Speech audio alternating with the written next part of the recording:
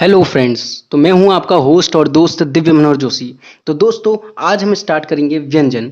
दोस्तों वर्णमाला में वर्ण के अंदर जो दो टॉपिक आते हैं स्वर और व्यंजन। स्वर मैं आपको पढ़ा चुका हूं, आप मेरे चैनल में जाके प्लेलिस्ट में मेरी वीडियो देख सकते हैं। और दोस्तों आज हम शुरू करेंगे व्यंजन। व्यंजन शुरू करने से पहले दोस्तों मैं आपसे कहना चाहता हूँ कि अगर आपने मेरा चैनल सब्सक्राइब नहीं किया है तो जल्द से जल्द इस चैनल को सब्सक्राइब कीजिए, वीडियो को लाइक कीजिए और अगर आपको वीडियो पसंद आती है तो अपने दोस्तों को सभी के साथ ग्रुप्स में शेयर कीजिए। क्योंकि दोस्तों मैं अपने चैनल में यूके ट्रिपल एस सी का पूर्ण कोर्स लेके आने वाला हूँ, चाहे वो हिंदी हो, तर्क शक्ति परीक्षण हो, सामान्य ज्ञान हो या फिर उत्तराखंड हिस्ट्री। तो दोस्तों उम्मीद है कि आप मेरा चैनल सब्सक्राइब करेंगे, वीडियो को लाइक करेंगे। तो दोस्तों स्टार्ट करते हैं व्यंजन। देखो दोस्तों व्यंजन किसे कहते हैं, मैंने आपको परसों बताया था कि व्यंजन किसे कहते हैं। स्वर की सहायता से बोले जाने वाले वर्ण क्या कहलाते हैं, व्यंजन। हिंदी वर्णमाला में दोस्तों 52 वर्ण हैं। 52 वर्ण कैसे हैं, लेखन के आधार पर। मैंने आपको बताया था उच्चारण के आधार पर जो हमारे वर्ण होते हैं वो कितने होते हैं, 45 होते हैं। लेकिन हम बात कर रहे हैं लेखन के आधार पर, तो लेखन के आधार पर हिंदी वर्णमाला में 52 वर्ण हैं। इसमें स्वर कितने हैं, 11। अच्छा दोस्तों कंफ्यूजन रहता है बहुत लोगों को कि स्वर तो 13 होते हैं, 11 क्यों कहा जाता है। 11 इसलिए कहा जाता है क्योंकि आपके जो लास्ट के दो स्वर होते हैं, कौन सा, अंगह और अंगह। ठीक है दोस्तों, ये जो दो लास्ट के ये जो दो जो आपके स्वर होते हैं, ये स्वर क्या होते हैं, अयोगवाह के अंतर्गत आते हैं। किसके अंदर, अयोगवाह के अंदर आते हैं। अयोगवाह में यह किसके अंदर आता है, अनुस्वार, और ये किसके अंदर आता है, विसर्ग। तो स्वर कितने होते हैं अगर देखा जाए तो स्वर 11 होते हैं। 4 अंतःस्थ व्यंजन होते हैं, 4 संयुक्त व्यंजन होते हैं, 1 अनुस्वार होता है, 1 विसर्ग होता है, 4 उष्म संघर्षी व्यंजन होते हैं, 1 द्विगुण व्यंजन होता है और 25 क्या होते हैं, स्पर्श व्यंजन होते हैं। तो दोस्तों स्टार्ट करते हैं हम, क्या होते हैं स्पर्श व्यंजन। स्पर्श व्यंजन दोस्तों देखिए, आप जब व्यंजन पढ़ेंगे क ख ग घ पढ़ते हैं तो क से लेकर म तक के जो भी वर्ण हैं, क से लेके म तक के जो भी व्यंजन हैं वो किसके अंदर आएंगे, स्पर्श व्यंजन के अंदर। अच्छा स्पर्श व्यंजन के अंदर जो व्यंजन आते हैं वो किस में आते हैं, वर्ग में आते हैं। जैसे क वर्ग, चौ वर्ग, टौ वर्ग, तौ वर्ग और पौ वर्ग, इस तरह से वर्ग में आते हैं। जैसे आप बचपन में क ख ग घ ङ ऐसे करके याद करते थे, क ख ग घ ङ चौ छ ज ज ण, तो 5-5 के स्टेप में याद करते थे। तो क वर्ग के अंदर कितने आएंगे, स्टार्टिंग के 5, फिर चौ वर्ग के अंदर उसके चौ के आगे के 5, टौ वर्ग के अंदर टौ के आगे के 5, तौ वर्ग के अंदर तौ के आगे की 5। तो क ख ग घ ण किसके अंदर आएंगे, क के अंदर, वैसी चौ के अंदर चौ छ ज ज ण, वैसी तौ के अंदर तौ थ द द न, पौ के अंदर पौ प ब ब म। तो यह वर्ग के अंदर आ गए। क्योंकि आपके से पेपर में पूछ सकता है कि थ वर्ग किस वर्ग, थ जो व्यंजन है वे किस वर्ग के अंदर आता है। तो थ किसके अंदर आता है, तौ के अंदर आना आता है, आपको पता होना चाहिए। क्योंकि तौ थ द ध न किस में है, तौ वर्ग में है। अच्छा दोस्तों इसी के साथ आप एक चीज और देखेंगे, पेपर में एक चीज और पूछी जाती है कि उच्चारण स्थान बताइए कि जौ व्यंजन का उच्चारण स्थान या जौ वर्ण का उच्चारण स्थान कौन सा होता है। तो आपको नहीं पता होता है। तो क्या होता है उच्चारण स्थान, मैं आज आपको बताता हूं। देखिए सबसे पहले जब आप कोई वर्ण चीज बोलते हैं तो सबसे पहले क्या आता है, आपका कंठ आता है। क से कंठ, क से क वर्ग। तो जो क वर्ग है वो किससे बोला जाता है, कंठ से बोला जाता है। क वर्ग किससे बोला जाता है, कंठ से बोला जाता है। देखो कंठ, सबसे पहले कंठ आएगा, कंठ से क वर्ग। कंठ के बाद जब आप ऊपर को जाएंगे तो तालु आएगा। अच्छा बहुत लोगों को पता होता है तालु क्या चीज होती है, यह नहीं पता होता है। जैसे आपका मुंह है, ये आपकी जीभ है यहाँ पे मान लिया, तो ये जीभ के ऊपर का जो भाग होता है, ये जीभ के ऊपर का भाग जो होता है उसे तालु कहते हैं। या फिर आप इस तरह से भी कह सकते हैं, जो जीभ की छत है उसे क्या कहते हैं, हम तालु कहते हैं। तो कंठ के अंदर क ख ग घ ण आगे, कंठ के बाद क्या आता है आपका, तालु आता है। तालु मतलब चौवर्ग आता है। तो चौवर्ग किसमें आ गया, तालु। तालु के बाद क्या आती है, मूर्धा। मूर्धा क्या होती है, जो दांत होते हैं, आप दांत के आगे के जो ऊपर से होते हैं वो मसूड़े होते हैं। तो दांत के जो पीछे का भाग होता है उसे क्या कहते हैं, ये इधर इधर पे, यहाँ पे मान लो यहाँ पे आपके दांत हैं तो इधर इधर पे क्या होता है, मूर्धा होती है, मूर्धन्य बोलते हैं। तो दांत के पीछे के भाग को मूर्धन्य कहते हैं। ठीक है, तो टौ वर्ग किसमें आएगा, मूर्धन्य में आएगा। टौ वर्ग में क्या, टौ ठौ डौ डौ णौ। फिर आपका दंत्य आता है। दंत्य मतलब दांत है, जो व्यंजन आपके दांत के सहयोग से बोले जा रहे हैं, जिनको बोलने के लिए दांत की जरूरत पड़ रही है। कौन सा, तौ थौ दौ दौ नो। आप तौ थौ दौ दौ नो बोलोगे तो आपकी जो जीभ है वो आपके दांतों को बार बार स्पर्श करेगी। तो वो क्या आ गया, दंत्य। उसके बाद क्या आते हैं, दांत के बाद क्या आते हैं आपके ओष्ठ। ओष्ठ मतलब आपके होठ। ठीक है दोस्तों, होठ किसमें आएंगे, पौ वर्ग में आएंगे। जैसे आप पौ फौ ब ब म बोल तो आपके होठ बार बार एक दूसरे को स्पर्श करेंगे, होठ से होठ ऊपर नीचे जो होंगे स्पर्श होंगे। तो यह जो ओष्ठ आता है यह किसमें आता है, पौ वर्ग में आता है। अच्छा दोस्तों क से लेकर म तक के जो व्यंजन है वो तो स्पर्श व्यंजन में आ गए। उसके बाद के किस में आएंगे? क से लेके म तक के जो मैंने आपको स्पर्श व्यंजन बताए, इसको याद करने की एक ट्रिक और है। इसके याद करने की ट्रिक क्या है? कट कचट तप। क्या है? कचट तप। क च ट त प। क च ट त प। जैसे किसी ऋषि का नाम होता है, वैसे कचट तप आप एक ऐसे करके याद सकते हैं। कचट तप, क वर्ग च वर्ग ट वर्ग त वर्ग प वर्ग। ठीक है। अच्छा, क से लेके म तक के बाद के जो वर्ण है वो किस में आएंगे? य र ल वो किस में आएंगे? अंतःस्थ व्यंजन में। किस में आएंगे? आपको दिख रहा होगा मेरे ख्याल से साफ साफ, अंतःस्थ व्यंजन में आएंगे। ठीक है दोस्तों। अंतःस्थ व्यंजन के बाद जो आपके श ह किस में आएंगे? ये आएंगे संघर्षी ऊष्म।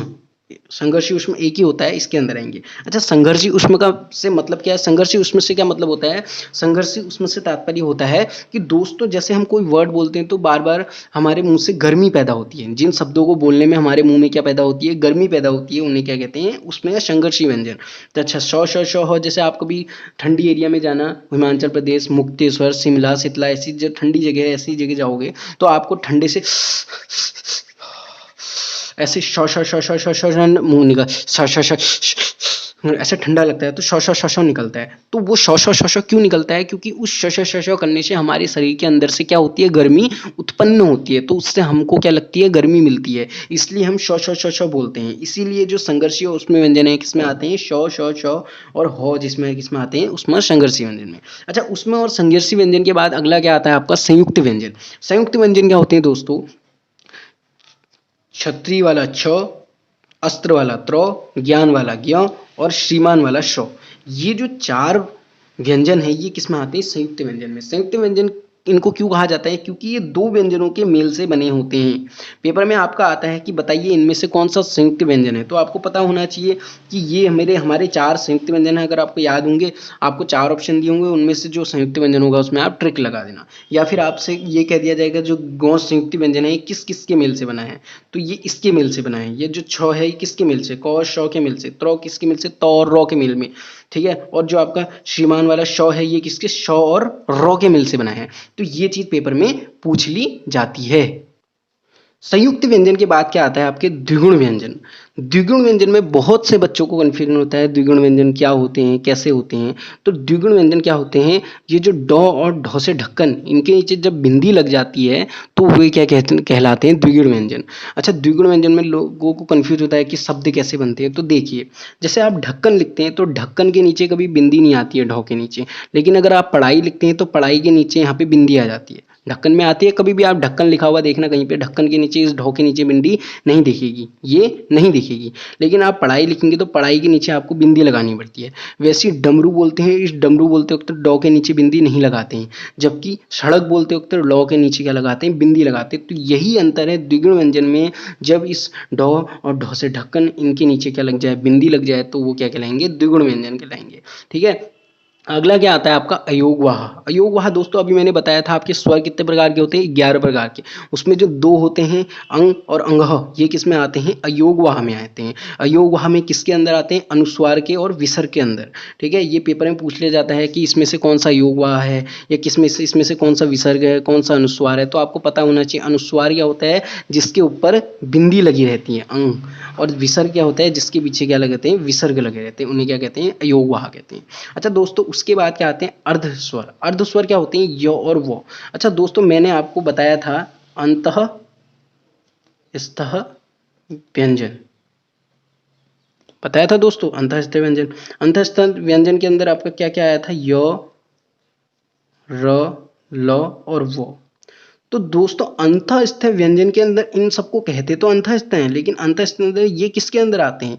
ये य और ये जो वो है, ये दोनों किसके अंदर आते हैं? आपके अर्धस्वर के अंदर आते हैं। अर्धस्वर के अंदर आपके पेपर में पूछा जा सकता है कि इनमें से कौन सा अर्धस्वर है। पूछा जा सकता नहीं, पूछा गया है, इसलिए मैं बता रहा हूँ, नहीं तो मैं इतना डिटेल में नहीं बताता।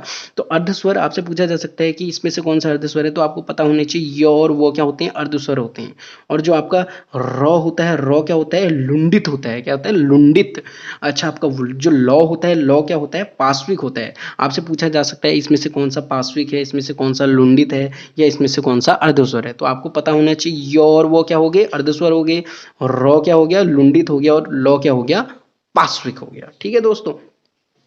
अच्छा अच्छा दोस्तों, एक चीज मैं आपको और बताना चाहूंगा दोस्तों मैंने आपको बताया था जो क वर्ग है वो किसके अंदर आता है, कंठ में आता है। तो कंठ के अंदर आपके क्या क्या आ जाएंगे, कंठ के अंदर आपका क्या आ जाएगा, क वर्ग आ जाएगा। अगर आपसे पूछेगा कि घ कहाँ से, घ जो व्यंजन है कहाँ से निकलता है, तो आपको बताना पड़ेगा ये कंठ से निकलेगा। तो क ख ग घ ण किससे निकलते हैं, कंठ से निकलते हैं।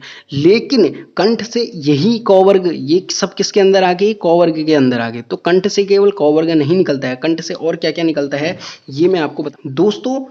कंठ ये है आपका, क्या है, कंठ। कंठ से आपका क वर्ग तो निकलता ही निकलता है, लेकिन कंठ से आपका जो स्वर होते हैं अ, आ और अंग, और एक लास्ट में क्या, हो, ये भी किससे निकलते हैं, ये भी कंठ से निकलते हैं। क और के साथ क्या क्या, ओ आ अंग और हो। अच्छा, कंठ के बाद क्या आता है, तालु। तालु से हमारा क्या निकलता है, चौ वर्ग निकलता है। लेकिन चौ वर्ग के साथ क्या क्या निकलता है, ओ आ तो कंठ से निकल गया, ओ आ के बाद क्या आता है, ई ई ई किससे निकलता है, तालु से निकलता है। आप इन वर्णों का उच्चारण करके बोल बोल के बार बार बोल बोल के देखना, आपको अंतर आ जाएगा। जब ई बोलते हैं तो आपकी जो जीभ है वो कहाँ से स्पर्श होती है, तालु से, जीभ के ऊपरी भाग से स्पर्श होती है, ऊपरी। तो इसलिए इसको क्या कहते हैं, ई और ई को तालु में लेते हैं। तो चौ वर्ग में, तालु में कौन कौन सा आ गया, चौ वर्ग आ गया है, ई और य और सौ, य और सौ। पेपर में अक्षर ही जो आपसे ये जो स्पर्श व्यंजन जो ये क से लेके मौ तक के जो व्यंजन है ये नहीं पूछे जाते। इसमें ऐसे पूछ लिया जाता है कि ओ जो आपका ओ वर्ण है यह किसके अंदर आता है, तो कंठ के अंदर। या सौ किसके अंदर आता है, तो तालु के अंदर। तो आपको ये पता होनी चाहिए। ठीक है, उसके बाद मूर्धा के अंदर कौन कौन से आते हैं आपको पता है। मूर्धा के अंदर क्या आता है, टौ वर्ग आता है। लेकिन टौ वर्ग के साथ मूर्धा में क्या आता है, शौ आता है और ऋषि वाला श्रो आता है। ठीक है, उसके बाद दंत। दंत के अंदर आपके क्या आता है, तौ वर्ग आ जाता है। दंत के अंदर तौ वर्ग आता है, वो तो आपको पता है, मैंने आपको बता दिया था। दंत तौ वर्ग किसके अंदर आता है, दंत के अंदर। क वर्ग कंठ के अंदर, चौ वर्ग तालु के अंदर, टौ वर्ग मूर्धा के अंदर, तौ वर्ग दंत के अंदर, और पौ वर्ग ओष्ठ के अंदर। क्रम से है, क्रम से कैसे है, सबसे पहले हमारा कंठ आता है, कंठ के बाद आप ऊपर को जाओगे तो तालु आता है, तालु के बाद आपकी मूर्धा, जिन दांतों के पीछे का भाग मूर्धा आता है, मूर्धा के बाद हमारे दांत आते हैं, दांत के बराबर हमारे ओठ आते हैं। तो ये क्रम से है, ये भी क्रम से है। और कौ चौ टौ पौ ये भी क्रम से है। कचट तब मैंने आपको इसको याद करने का बता दिया था। ठीक है, उसके बाद दंत के बाद क्या आता है आपका, ओष्ठ। ओष्ठ से आपका पौ वर्ग आता है और ऊ ऊ। देखो ऊ ऊ बोलेंगे तो हमारे होठों का आकार, ऊ ऊ होठ मिल रहे हैं, तो ये ओष्ठ के अंदर क्या, ऊ ऊ आ जाते हैं। ठीक है, अच्छा एक चीज और आती है, दंत मूल। दंत मूल में आपको बता चुका हूं अभी। दंत मूल रॉ और लौ। रॉ किसके अंदर आता है, मैंने कहा था य रो लौ वो किसके अंदर आते हैं, अंत स्तर के अंदर। अंत स्तर के अंदर ये जो य और वो था वो किसके अंदर आया था, अध स्वर के अंदर। और जो आपका रॉ आया था वो किसके, लुंडित के अंदर। लौ आया था वो किसके, पार्श्विक के अंदर। लेकिन जो रॉ और लौ है ये दंत मूल के अंदर भी आते हैं, किसके अंदर, दंत मूल। तो इसको आप जब बहुत डिटेल से पढ़ेंगे, इस वीडियो को आप बार बार देखेंगे, पाँच छः बार देखेंगे, तब आपको समझ में आएगा कि जो आपका रॉ है वो रॉ लुंडित के अंदर भी आता है और दंत मूल के अंदर भी आता है। जो लौ है पार्श्विक भी कहलाता है और दंत मूल में भी आता है। ठीक है दोस्तों। अच्छा दोस्तों, कुछ हमारे व्यंजन ऐसे होते हैं जो केवल दंत या केवल ओष्ठ या केवल मूर्धन्य या केवल आपके दंत से नहीं निकलते, दो चीजों के मेल से निकलते हैं। जैसे आपका दंत प्लस ओष्ठ, वो बोलेंगे तो वो बोलते वक्त आप देखिए आपके जो दांत हैं आपके होठों से टकराएंगे, वो तो ये दंत प्लस ओष्ठ पेपर में ऐसे ही पूछ दिए जाते हैं जो दो चीजों के मेल से बने होते हैं। जैसे आपसे पूछ देगा ए जो स्वर है या ए जो वर्ण है ये किससे मिलके बना है, कंठ से, तालु से, कंठ प्लस तालु से या मूर्धा से। तो आपको पता होना चाहिए जो ए है वो किससे मिलके बने हैं, कंठ प्लस तालु से मिलके बने हैं। अच्छा ओ अंग, ओ ये किसके अंदर, ओष्ठ प्लस कंठ है। तो दांत, दंत प्लस ओष्ठ में क्या आ गया, वो आ गया। ओष्ठ प्लस कंठ में ओ आ गया। और कंठ प्लस तालु में क्या आ गया, ए आ गया। तो यही चीज आप देख लिए, आप इसका स्क्रीनशॉट ले लीजिए, ये जो मैंने बना रखा है इसका स्क्रीनशॉट ले लीजिए। तो यही चीज किस में आएगी, आपकी पेपरों में आएगी। ये आप लिखित रूप में मेरे से ले लीजिए। दोस्तों एक मैंने ये सारणी बनाई थी, जो आप देख सकते हैं, ये जो है आपका वर्ग है। ठीक है, इस वर्ग में कंठ, तालव्य, मूर्धन्य, दंत, ओष्ठ ये सब मैं आपको बता चुका हूँ। तो कंठ के अंदर आपको मैं एक बार और बता रहा हूँ, कंठ के अंदर क्या आते हैं, क ख ग घ ङ। कंठ किसके अंदर आता है, क वर्ग के अंदर। तालु, तालु किसके अंदर आता है, चौ वर्ग के अंदर। मूर्धन्य किसके अंदर आता है, टौ वर्ग के अंदर। दंत किसके अंदर आता है, तौ वर्ग के अंदर जो इसके पहले पहले सब ये जो व्यंजन है ना, यही वर्ग है, क वर्ग, चौ वर्ग, टौ वर्ग, तौ वर्ग और पौ वर्ग। अच्छा, पेपर में आपसे पूछ लिया जाएगा अघोष और अल्पप्राण के बारे में। किसके? अघोष और अल्पप्राण। तो आपको मैं बताता हूं अघोष और अल्पप्राण क्या होता है। देखिए दोस्तों, अघोष और अल्पप्राण क्या होते हैं? जो आपके स्पर्श व्यंजन है इसी से रिलेटेड है। हाँ, स्पर्श व्यंजन में जो पहला, ठीक है, अघोष और सघोष। सबसे पहले मैं अघोष और सघोष की बात करता हूँ। अघोष को अघोषी बोलते हैं, सघोष को कभी सघोष ना बोल के खाली घोष बोल देते हैं, क्योंकि घोष और सघोष एक ही होता है। तो अघोष और सघोष ये क्या है? देखो, जो आपका ये जो व्यंजन है इसका जो ये वर्ण है, ये जो क्रम है, क च ट तप, कचट तप, इसका जो पहला और दूसरा है ये हमेशा किस में आएगा? ये आपका अघोष में आएगा। अघोष, अघोष, ठीक है। पहला और दूसरा मतलब क ख, च छ, ट ढ, त थ, प फ, ये स्टार्टिंग के जो दो हैं ये किस में आएंगे? हमेशा किस में आएंगे? अघोष में आएंगे। अच्छा, सघोष में या घोहाली घोष में आगे के तीसरा चौथा पांचवा आ जाएगा। कौन सा? तीसरा चौथा पांचवा। तो पहला और दूसरा किस में आता है? पहला और दूसरा से तात्पर्य इन दोनों से है। हाँ, इन दोनों से। तो पहला और दूसरा किस में आता है? अघोष में आता है। और तीसरा चौथा पांचवा मतलब गौ, घ, ण, आपका ब, भ, म, ये जो लास्ट के जो तीन है ये किस में आते हैं? सघोष में आते हैं। ठीक है, आप क्रम की तरह 1 2 3 4 5 में भी याद कर सकते हैं। 1 2 में 1 2 किस में आएंगे? अघोष में। 3 4 5 किस में आएंगे? सघोष में। अच्छा, अल्पप्राण और महाप्राण क्या होता है? अल्पप्राण महाप्राण से पहले मतलब समझ लीजिए। अल्पप्राण जिसमें प्राण कम लग रहे हैं, महाप्राण मतलब जिसमें प्राण ज्यादा लग रहे हैं। प्राण ज्यादा लग रहे हैं मतलब वायु से तात्पर्य, मतलब हम जिस किसी शब्द को बोल रहे हैं तो किसी शब्द में जिस शब्द को बोलते वक्त, जिस व्यंजन को, जिस वर्ण को बोलते वक्त वायु आपकी कम लगेगी उसको क्या बोलेंगे? अल्पप्राण बोलेंगे। लेकिन जिसको बोलते वक्त वायु ज्यादा बाहर निकलेगी उसको क्या बोलेंगे? महाप्राण बोलेंगे। अल्पप्राण में आप देखिए, जैसे आप क ख को बोलिए, आप बताइए क और ख को बोल के देखिए, क में ज्यादा वायु निकल ली, ख में ज्यादा वायु निकल ली, क ख, क ख। तो आप बार बार बोलेंगे तो आपको पता लगेगा ख में ज्यादा वायु, ख बोलते वक्त ज्यादा वायु बाहर निकल ली। तो इसमें क क्या हो जाएगा? अल्पप्राण, क्योंकि इसमें वायु कम निकल ली। ख क्या हो जाएगा? महाप्राण हो जाएगा। उसके बाद आप गौ बोलिए, गौ और घौ, गौ घौ। तो गौ में आपकी वायु कम निकल रहेगी और घौ में आपकी वायु ज्यादा निकलेगी। तो गौ फिर से अल्पप्राण, फिर से महाप्राण, फिर से अल्पप्राण। तो इसका क्रम क्या होता है? अल्पप्राण, महाप्राण, अल्पप्राण, महाप्राण, अल्पप्राण, अल्पप्राण, महाप्राण, अल्पप्राण, महाप्राण, अल्पप्राण। तो पहला, तीसरा और पांचवा, मतलब ये पहला, तीसरा और पांचवा क्या हो जाएंगे? अल्पप्राण हो जाएंगे, क्योंकि हम स्टार्टिंग किससे कर रहे हैं? अल्पप्राण से। अल्पप्राण एक को छोड़ के एक, अल्पप्राण, फिर ये बीच वाला क्या हो जाएगा? महाप्राण, अल्पप्राण, महाप्राण, अल्पप्राण। तो पहला, तीसरा और पांचवा क्या हो जाएंगे? अल्पप्राण हो जाएंगे। और दूसरा और चौथा क्या हो जाएंगे? महाप्राण हो जाएंगे। पहला, तीसरा, पांचवा अल्पप्राण और दूसरा और चौथा क्या? महाप्राण। देखिए, इसको जैसे आप गिनती से सघोष और अघोष को आप, सघोष और अघोष को आप गिनती से याद कर सकते हैं कि पहला और दूसरा अ आ ई में पहले क्या आता है? अ आता है। पहले क्या आता है? अ आता है। तो पहले क्या आएगा? अघोष आएगा। तो पहला और दूसरा क्या हो गया? अघोष हो गया। उसके बाद तीसरा, चौथा, पांचवा क्या हो गया? सघोष हो गया। वैसे ही अल्पप्राण महाप्राण में आप सम विषम करके याद कर सकते हैं। देखिए, सम विषम कैसे? पहला, तीसरा 1 3 5 ये विषम संख्या होती है। तो पहला, तीसरा और पांचवा विषम संख्या किसमें आएगी? अल्पप्राण में। और दूसरा और चौथा सम संख्या किसमें आएगी? महाप्राण में। तो दोस्तों, मैं उम्मीद करता हूं कि मैंने जितनी मेहनत से वीडियो बनाई है, जितनी मेहनत से इस वीडियो को बनाने में मेरी मेहनत लगी है, आप जरूर इसको ध्यान से देखेंगे, पढ़ेंगे। आप इस जो ये सारणी मैंने बनाई है इसको जरूर देख लीजिए। इसमें मैंने यहाँ पे दे भी रखे हैं। कंठ से क वर्ग और अंग और हो क में आता है। तालव्य में चौ वर्ग आता है। और ई स्वर में ई आ जाते हैं। और य और सौ व्यंजन में आते हैं। मूर्धन्य में टौ वर्ग आता है।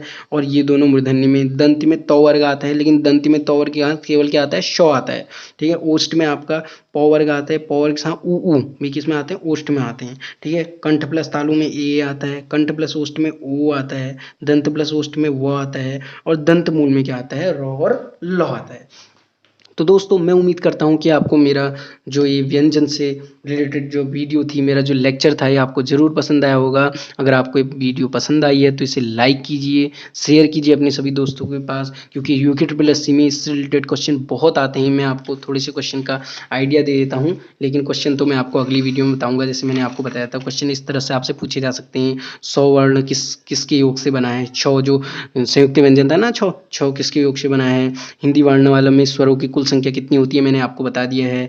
इसमें संयुक्त व्यंजन कौन सा है, आपसे पूछेगा कि आपको चार व्यंजन दे देगा, इसमें पूछेगा आपसे संयुक्त व्यंजन कौन सा है, तो आपको बताना है कौन सा है। ठीक है, निम्न में से कौन सा वर्ण उच्चारण की दृष्टि से दंत नहीं है। आपको 4 व्यंजन दिए हैं, आपको बताना है इसमें दंत नहीं, दंत कौन सा नहीं होगा, जो तौ वर्ग, दंत में कौन कौन सा आते हैं, तौ वर्ग आता है, तो तौ वर्ग में जो 5 व्यंजन आते हैं उन पांचों में से जो नहीं होंगे वो क्या होगा, इसका आंसर हो जाएगा। ठीक है, जिन शब्दों के अंत में ओ आता है उन्हें क्या कहते हैं, जिन शब्दों के अंत में ओ आता है उन्हें क्या कहते हैं, अकारांत कहते हैं। क्या कहते हैं, अकारांत। ठीक है, अगर आपसे ऐसे भी पूछ सकता है श श श हो कौन से व्यंजन कहलाते हैं, तो मैंने क्या कहा था, श श श हो कौन से व्यंजन कहलाते हैं, जिन व्यंजनों को बोलने में क्या निकलती है, गर्मी निकलती है। तो गर्मी किस में निकलती है, उसमें और संघर्षी में निकलती है, तो उसमें संघर्षी दूसरा हो जाएगा। ठीक है, आज मैं आपको ये भी बता देता हूँ श वर्ग किसके योग से बना है, श वर्ग किसके, क और श से। मैंने आपको पीछे बताया था श वर्ग किसके योग से बना है, क और सौ के योग से बना है, क वर्ग, छ वर्ग। ठीक है, छ से छत्री वाला। ठीक है, हिंदी वर्णमाला में स्वरों की कुल संख्या मैंने आपको बता दिया था कितनी होती है, 11 होती है। कितनी हो गई, 11 हो गई। ठीक है, इसमें से संयुक्त व्यंजन कौन सा है, संयुक्त व्यंजन आपको मैंने कौन कौन से 4 बताए थे, कौन से बताए थे, ये और ये और ये। इन चारों में से इसमें कौन सा है, देखिए इसमें कौन सा है, ज्यों। ज्यों क्या होता है, संयुक्त व्यंजन। ज्यों किससे बना होता है, आधे जौ और प्लस 9 से, ये बना होता है। ठीक है, ज्यों, ये देखिए, ये भी आपको पता होना चाहिए। ठीक है, जिन शब्दों के अंत में ओ आता है उन्हें अकारांत कहते हैं, जिन शब्दों के अंत में आ आता है उसे आकारांत कहते हैं। ऐसे होता है। श मैंने आपको बता दिया, गर्मी निकलती है, संघर्षी हो गया। अच्छा, बता ही देता हूँ आपको क्वेश्चन आप। ठीक है दोस्तों, क्योंकि कैमरे से थोड़ा उच्चारण की दृष्टि से ओ है, उच्चारण मैंने आपसे पूछा था नहीं, उच्चारण की दृष्टि से आपसे ओ क्या है, ओ किससे निकलता है, कंठ से निकलता है। मैंने आपको भी बताया था कंठ में आपको क वर्ग से नहीं पूछेगा, ओ आ और अंग और हो, ये 4 चीजें किस में आती है, कंठ में आती है। तो ओ किस में आ जाएगा, कंठ में आ जाएगा। ठीक है, यो रो लो वो व्यंजन को क्या कहते हैं, स्पर्श व्यंजन कहते हैं, उसमें व्यंजन कहते हैं, अंतःस्थ व्यंजन कहते हैं, या इसमें से कोई नहीं। तो यो रो लो वो आपके किस में आते हैं, सोचिए, योर और लो किस में आएंगे, आपके अंतःस्थ व्यंजन में आएंगे। मैंने बताया था नहीं, अंतःस्थ व्यंजन में जो यो और वो है ये अनुस्वार होते हैं, जो लो है वो पार्श्विक होता है, रो है आपका लुंडित होता है, और वैसे भी रो और लो क्या होते हैं, रो और लो दंतमूल भी होते हैं। तो वैसे अगर आपको इस तरह से पूछा गया कि योर और लो वो व्यंजन को क्या कहते हैं, अंतःस्थ व्यंजन कहते हैं। क्या कहते हैं, अंतःस्थ व्यंजन कहते हैं। अच्छा, इसमें से कौन सा अर्धस्वर है, अर्धस्वर मैं आपको बता दिया था मैंने, अर्धस्वर कौन कौन से होते हैं, यो और वो होते हैं, बताया था नहीं। अर्धस्वर आपको, अर्धस्वर किसके अंदर आया था, अंतःस्थ व्यंजन के अंदर। अंतःस्थ व्यंजन के अंदर अर्धस्वर क्या होते हैं, यो और वो होते हैं। तो इसमें क्या दिया गया है, यो, तो अर्धस्वर क्या हो जाएगा, यो। ठीक है, निम्नलिखित में से महाप्राण है, मैंने कहा था आपसे महाप्राण क्या होते हैं, महाप्राण आपके दूसरा और चौथा होते हैं महाप्राण। अल्प प्राण देखिए यहाँ पे मैंने लिखा भी है, महाप्राण क्या होते हैं, दूसरा और चौथा होते हैं, महाप्राण दूसरा और चौथा, और अल्प प्राण पहला और तीसरा और पांचवा। तो आपसे महाप्राण पूछा है, महाप्राण देखो तो थो, थो थो किस में आ गया आपका, दूसरे में आ गया। पहले तो आता है फिर थो आता है, थो किस में आ गया, दूसरे में, तो दूसरा थो क्या हो जाएगा, महाप्राण हो जाएगा। अच्छा, इनमें से कौन सा अल्प प्राण है, अल्प प्राण क्या होता है, पहला तीसरा और पांचवा। तो अल्प प्राण पहला तीसरा पांचवा, इसमें से कौन सा है, देखो खो दूसरा होता है, थो भी आपका दूसरा होता है, थो भी नहीं होगा। चौ आपका पहला होता है, चौ छो चौ वर्ग में चौ क्या होता है, पहला, और पहला क्या होता है, हमेशा अल्प प्राण होता है, इसलिए इसका क्या हो जाएगा, चौ। अच्छा, इसमें से कौन सा वर्ण स्पर्श व्यंजन नहीं है, इसमें से कौन सा जो वर्ण है वो स्पर्श व्यंजन नहीं है। स्पर्श व्यंजन मैंने आपको ट्रिक बताई थी, स्पर्श व्यंजन के लिए क से लेके मौ तक के जो हैं वो किस में आ जाएंगे, स्पर्श व्यंजन में। तो क से मौ तक के बीच में क भी आता है, चौ भी आता है, टौ भी आता है, लेकिन यो आपका क से लेकर मौ के बीच में नहीं आता है, नहीं आता है, तो इसका मतलब यो इसका आंसर हो जाएगा, क्योंकि ये स्पर्श व्यंजन नहीं है। दोस्तों, इससे बहुत सारे क्वेश्चन बन सकते हैं, बहुत सारे मैंने कुछ ही लिखे हैं, क्योंकि मैं इस एक क्वेश्चन में ही आपको 5-10 क्वेश्चन रिलेट करके बता दे रहा हूँ। हिंदी में स्पर्श, घोष, महापाण, ओष्ठ व्यंजन कौन सा है। अब आप क्वेश्चन को देख के डर जाएंगे, यार ये तो घोष भी पूछ रहा है, घोष मतलब सघोष, हाँ, सघोष कौन सा है, महाप्राण कौन सा है, ओष्ठ, मतलब एक ऐसा व्यंजन है जो सघोष भी होता है, महाप्राण भी होता है, ओष्ठ भी होता है, वो कौन सा है। अच्छा, ओष्ठ किसके अंदर आता है, पहले तो आपको ओष्ठ पता होना चाहिए, कौन सा वर्ग होता है, ओष्ठ पौ वर्ग होता है, लास्ट वाला पौ वर्ग। हमारे मुंह में हम जब कोई चीज बोलते हैं तो सबसे लास्ट में हमारा क्या आते हैं, होठ आते हैं, तो ओष्ठ होठ में आ गया, होठ में क्या आ गया, पौ वर्ग आ गए। तो पौ वर्ग के अंदर जो चीजें चीजें होंगी। प के अंदर थ आता है, नहीं आता है। प के अंदर हो आता है, नहीं आता है। प के अंदर ठ आता है, नहीं आता है। प के अंदर भ आता है। प फ ब भ, भ आया ना, भ, तो भ आ गया। अच्छा, तो इसका आंसर क्या हो जाएगा? भ हो जाएगा। अच्छा, भ महाप्राण में भी आता है, क्योंकि महाप्राण भ कौन सा है? दूसरा और चौथा क्या होता है? महाप्राण। तो प क्या होता है? देखो, प फ ब भ, देखो भ चौथे में आ रहा है, तो भ भी किस में हो जाएगा? महाप्राण में। अच्छा, सघोष भी है भ, क्योंकि सघोष मैंने आपसे क्या कहा था, जो पहला और दूसरा होता है वो क्या होते हैं? अघोष। तीसरा, चौथा, पांचवा सघोष। तो चौथा क्या हो गया? सघोष हो गया। अच्छा, इस तरह से भी क्वेश्चन पूछ सकता है, हिंदी में तालव्य ध्वनियां हैं, या हिंदी में कंठ ध्वनियां हैं, या हिंदी में मूर्धन्य ध्वनियां हैं, या हिंदी में ओष्ठ ध्वनियां हैं, या हिंदी में दंत ध्वनियां हैं। ऐसे करके 5 क्वेश्चन, देखो मैंने एक क्वेश्चन लिखा है, आपको 5 क्वेश्चन बता दिए। तो हिंदी में जो दंत ध्वनियां है वो कौन सी होती है? जो दांत से निकलती है। दांत से कौन सी निकलती है? त थ द ध, त थ द ध, ये दंत है। कौन सी है ये? दंत। ये तो दोनों, सॉरी, ये दंत, दंत है। हाँ, दंत है। आपसे पूछा है तालव्य। तालव्य मतलब जो तालु होता है, तालु। तालु से कौन सी निकलती है? तालु से कौन सी निकलती है? चौ छो जो झो। ठीक है, पहले आपका कंठ आता है, फिर क्या आता है? तालु आता है। तो तालु से कौन सी निकलती है? चौ छो जो झो, ये तालु से। अच्छा, टो ठो डो डो किससे निकलती है? मूर्धन्य। किससे? मूर्धन्य। पो फो बो बो में किससे निकलती है? ओष्ठ से। पो फो बो बो। इन शब्दों को आप बार बार बोल के देखिए। अगर आपके बार बार बोलने में आपको अंतर आ जाएगा कि हम पो फो बो बो बोल रहे हैं, तो बार बार होठ मिल रहे हैं। ठीक है, तो थ द द ना बोल रहे हैं, तो जीभ जो है आपकी दांतों से कट रही है, बीचों बीच में आ रही है, इसलिए। तो व्यंजन से रिलेटेड मैंने आपको बता दिया। आपको पूछ सकता है कि इसमें से कौन सा अंतस्थ व्यंजन है। अंतस्थ व्यंजन 4 होते हैं, तो इनमें से कौन सा अंतस्थ है? 4 ऑप्शन दे देगा, उनमें एक एक 4 ऑप्शन में एक जो व्यंजन है इनमें से एक डाल देगा, पूछ लेगा कौन सा है या कौन सा नहीं है। इस तरह से सिंपल क्वेश्चन बनते हैं। अगर आपने इसको पढ़ लिया तो आपको, आपका इससे बाहर से कुछ नहीं आएगा। बाकी आगे मैं इसके बाद आपको वो आपका जो ये स्वर और व्यंजन है कंप्लीट हो गया, इसके बाद मैं अपनी अगली वीडियो में आपको एक नए टॉपिक के साथ आऊँगा।